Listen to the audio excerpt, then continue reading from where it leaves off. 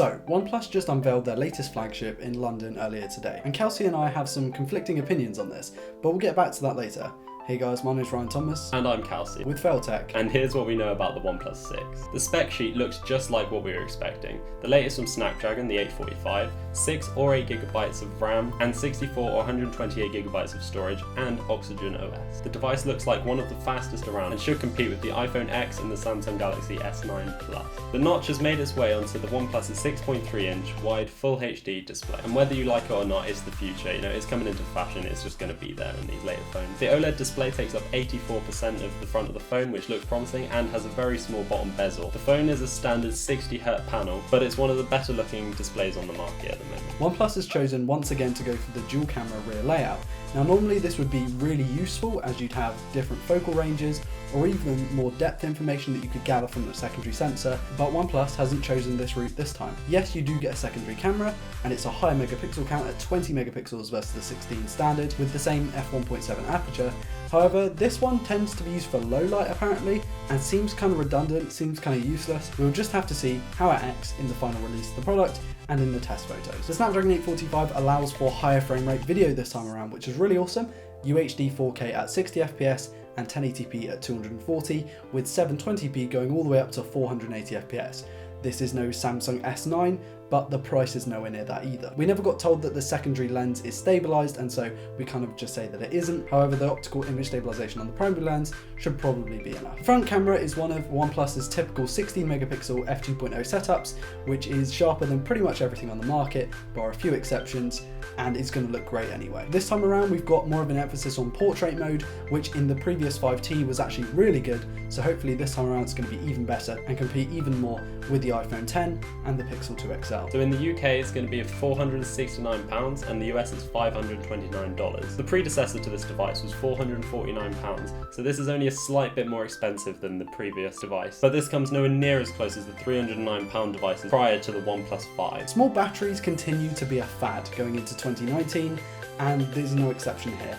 3300 mAh battery in a 6.3-inch phone. I'll get onto that a little bit later, but you do get a return of dash charge, which is super fast, and funnily enough, no wireless charging despite the use of a glass back. So, Kelsey and I have some conflicting opinions, and we're going to go into those right now. The front has a notch, which originally when notches came about with the iPhone X, I wasn't a fan of, but that could be because of my bias towards Android phones. I'm not too keen on Apple devices. I'm into customization and all this stuff, so Apple don't do it for me, so I might be a bit biased in that way. But with the OnePlus, I quite like the notch because it only had the slightest little dent and it doesn't take out a large chunk of the display. The notch also fits in with the rest of the display as it's curved around the edges, so it fits with the rounded corners. It fits trends coming with the latest flagships as they all have this kind of similar design. I think this notch is a nice shape and I think it suits the corners of the screen well with the rounded edges. Now the only problem I have with the front of this phone is it has an overly sized chin.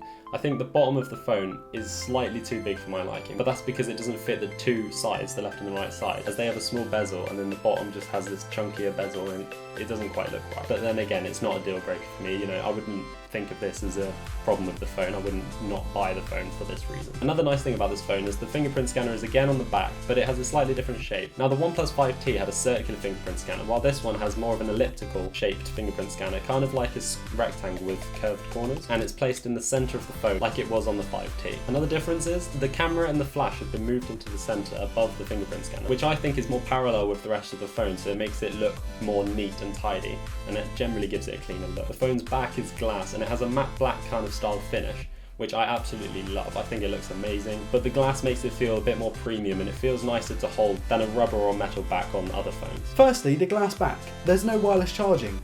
What is the point?